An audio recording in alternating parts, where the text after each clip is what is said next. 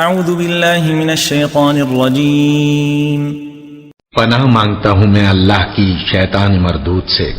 وَلَيْسَتِ التَّوْبَةُ لِلَّذِينَ يَعْمَلُونَ السَّيِّئَاتِ حَتَّى